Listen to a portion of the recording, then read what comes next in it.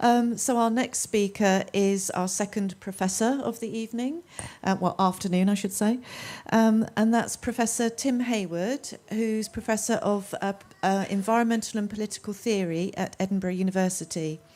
On his personal website, he writes about the media's treatment of the Syrian conflict and the compliance of certain NGOs with the media and government narrative on regime change.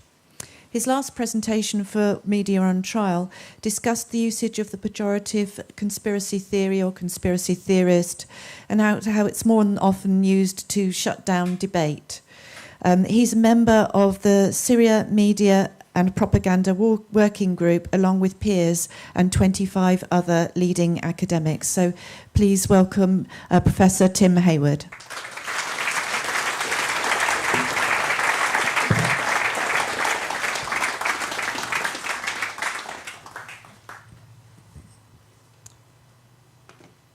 Thank you very much. Good afternoon. I would emphasise at the start that I'm not an expert. I'm in a group of experts. And another thing was pointed out to me earlier by someone who won't be named, is that I'm also the naive one. And which is very, very true. I've managed to spend 50 years on this planet and not really know a thing. I started to catch up very slowly, very late. First of all, I'd like very much to thank you all for being here. I'd like to thank Sheila for her sterling efforts in getting us somewhere, and I'd obviously like to thank very much indeed our hosts. It's very heartwarming and encouraging that although Leeds Council couldn't find a space for us, wouldn't find a space for us, this Islamic community here gave us this land to talk to you on, and I'm really very appreciative of that, as I think all of us are.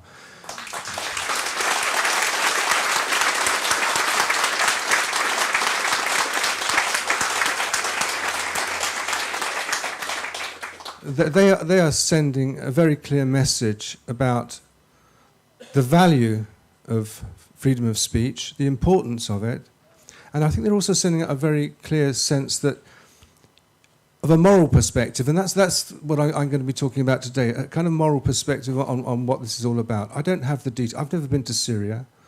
I haven't been to a war zone. I can't speak about the kind of things that Vanessa will be speaking about, and I haven't done the kind of professional inquiry that Pierre's done, or the detailed forensic analysis that Robert's done.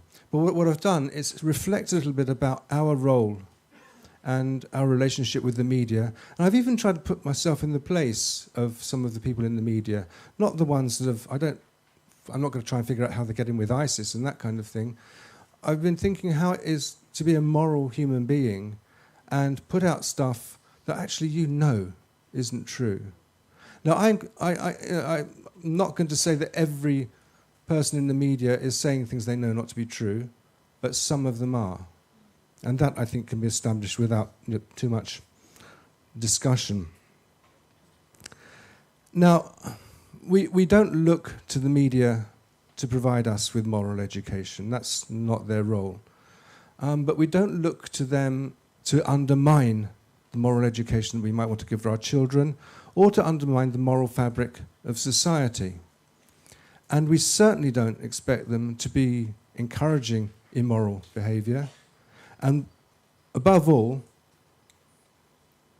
we don't expect them to be enticing people into a kind of conduct that could lead them into harm, to causing harm of which they're not even aware.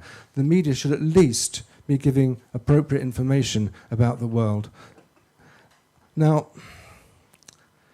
I think it should go without saying that we expect the media to abide by the law. Not just the letter of the law, but hopefully also the spirit of the law. But that might be hoping a little bit too much. But I would emphasise that I am not a lawyer, and I'd also emphasise that this afternoon I'm not here speaking as an academic. I was introduced as a professor because that's my day job, and that gives me certain aptitude. Well, it reflects certain aptitudes and interests. I'm here as a citizen. I'm here as a parent. I'm here as someone who would like there to be a decent world for my children to go out into and to grow up in. That's why I'm here. Others on the platform can reveal the kind of terrible cruelty and violence that others are capable, but I've never been to a war zone, as I said. So I'm thinking about it purely from the point of view of the information that comes into our society, into our sitting rooms, onto our TV, into our screen, and also into the heads of not only ourselves, but also our children. The blogs that I've been doing on Syria have been thinking about whose words you can rely on. And the list of media outlets in recent years that I think you can rely on at all has diminished to close to nothing. One of the last remaining ones for me was Channel 4, who I did think were a relatively credible organisation. And that's why I've kind of focused particularly on their output, because the people that you expect most from, you can also get the most disappointed by. And I spoke about them at the first Media on Trial last June. And what I've done today is pick out a few clips of their output, then to offer some reflection on them, because they very much go to the theme that I'm talking about this afternoon. So I'm going to play the first clip, I think. Now, we have tonight an exclusive report on how British women have started signing up for jihad in Syria. She's a poster girl for the jihad. This young British woman has traded life in London for a supporting role in the war in Syria. But now she's 2,000 miles away, committed to someone else's civil war. She loses no opportunity to call for other Muslims to follow. These are your brothers and sisters as well, and they need our help. So instead of sitting down, focusing on your families or focusing on your studies, we need to stop being selfish because, subhanAllah, the time is ticking. While their men fight, the two women and their children go shopping, and they're taking their Kalashnikovs just in case. I think children adapt very quickly, so she's been okay. First few days, she was saying she wants to go back home, she wants to go to England, but now she's okay, alhamdulillah. I think she loves it, loves being outdoors and being able to just play, really. She's okay now. My Kalash is better than yours. No, it's not. Yes, it is.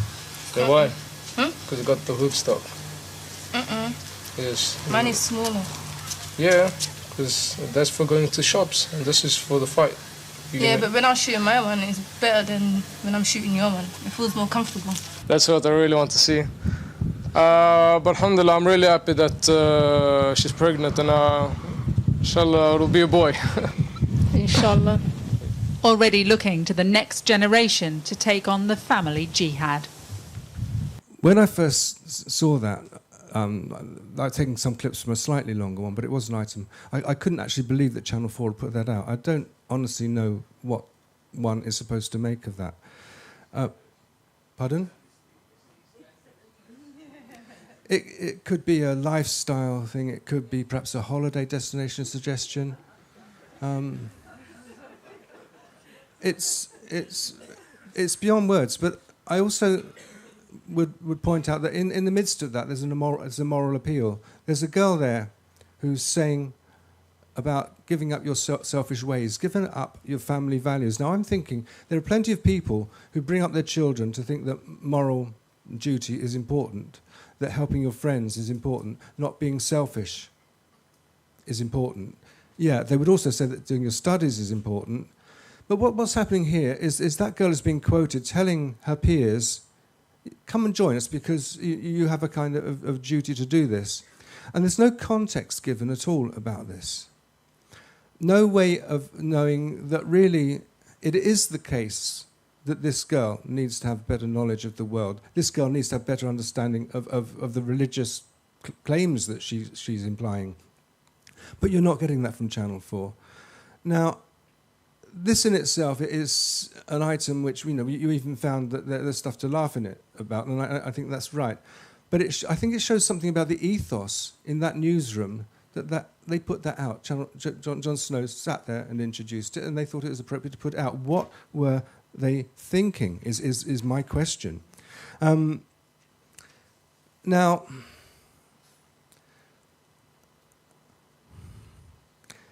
Channel 4 have got a statutory mission of public service broadcasting. In that respect, they're like the BBC.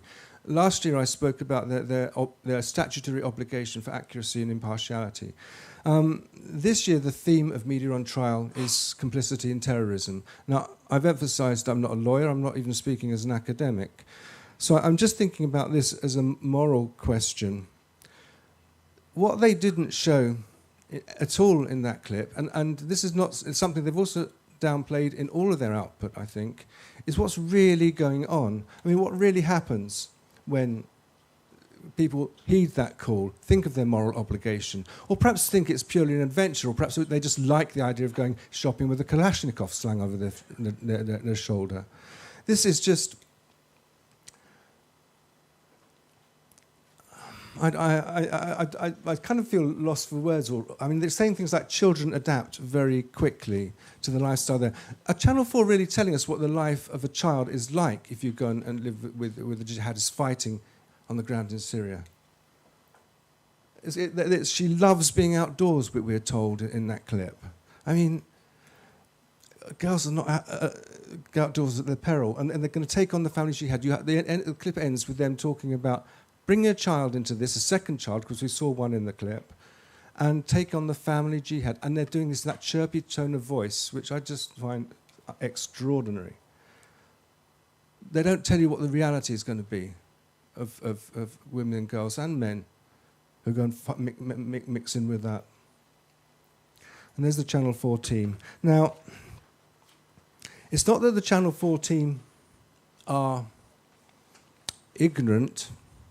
They can't plead ignorance, even if they seem to be prepared to disseminate it. Alex Thompson, who actually I would give some credit to, because just recently he's been reporting from Duma and actually of Ghouta, and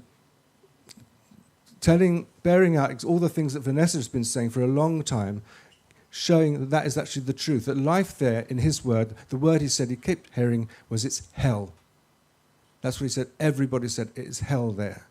You didn't get a sense that those girls were being invited to go out to hell by Channel 4. They were inverting the truth.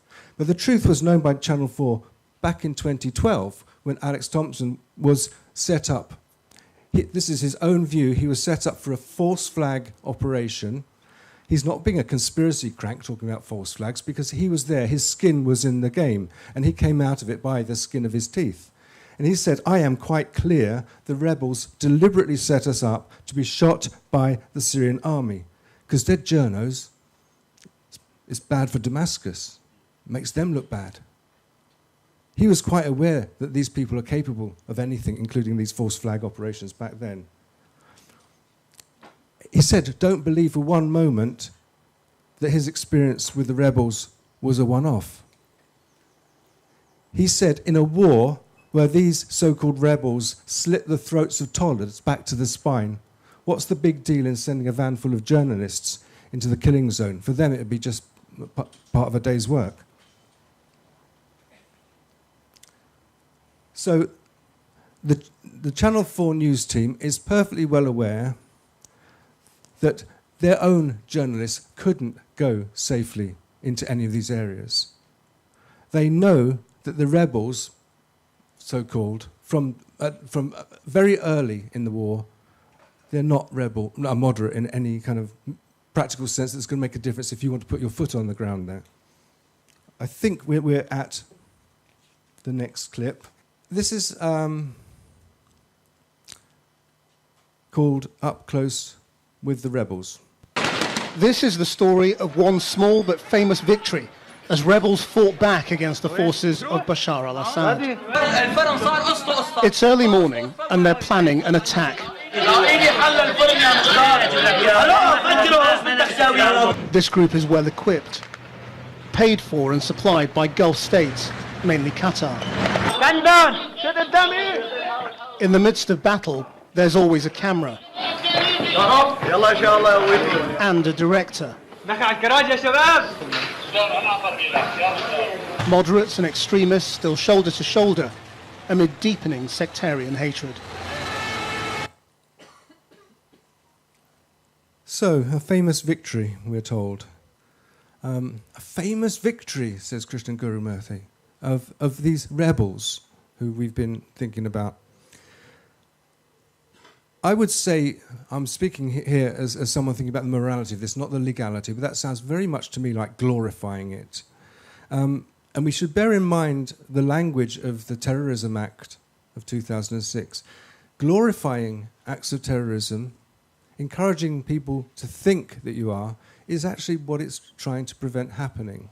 Now, I'm not saying that literally that's what they're doing, but it does sound like, speaking of famous victories, is glorifying them. They're planning an attack, we're told, and who's they? Well, this face here may be familiar to some of you. Here he is again. This is a group of fighters that he was with that we saw in that clip. And this is them again with Abdullah Issa, a young Palestinian boy who shortly after this clip, this frame of the clip, had his head removed by these people. It's severed. So that's who they're up close with. Thank you. Okay, I better press on. In the clip you heard that they're funded by Qatar, who are also the owners of Al Jazeera. And Al Jazeera is another channel, on another occasion perhaps we'll talk about, but they were responsible for the information that came out of Syria in the early days of the war. They had the predominance of it came from them. And there's questions to be asked, and we would not be the first to be asking them. As you see, there's an event here of Al Jazeera on trial. In the clip, we also saw, for one brief frame, a guy wearing the White Helmets logo, who seems to have been embedded with them. And we also were told that there's a camera and a director. The concatenation of fighters, White Helmets, cameras, and directors seems to be a recurring theme, as Vanessa will be saying more about perhaps. Channel 4 pulled that clip. You can still find it actually on YouTube, but they haven't pulled this one, so I'm going to just play this as the last clip we have today. Now, just before we came on air, I spoke to Faraz Shahabi, a pro-regime MP for Aleppo. I asked him how many civilians are now at risk in East Aleppo. They do not wish to live under Mr. Assad. They do not wish to live under your regime. They wish to be free. Look, we are not a banana republic. This is a legitimate government. It is not about Assad and the regime. This is a legitimate government fighting international terrorism. Mr. Shahabi, I'm sorry, but there is no government on earth at this moment that has killed as many of its own people as yours has. Your own constituents, your own friends, you claim, they have been killed by the government, flying planes, dropping barrel bombs. You are the MP for Aleppo.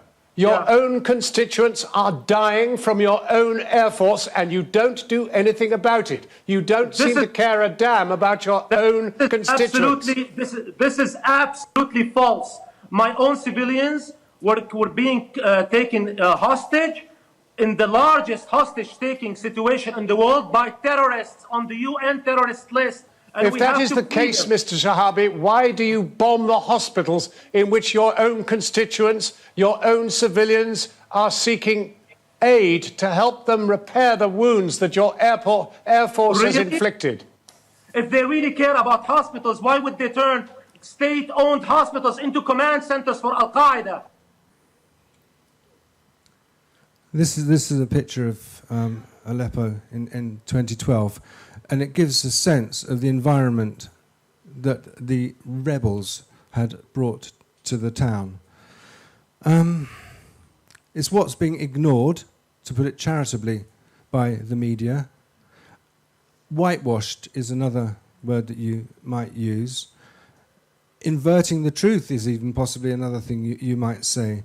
So I've picked out some clips from Channel 4 because I wanted to give examples, but the media in its entirety has had a most incredible, as Piers was talking about before, incredible lockdown on information. So that it's black has been white and white has been black across the piece, and it's truly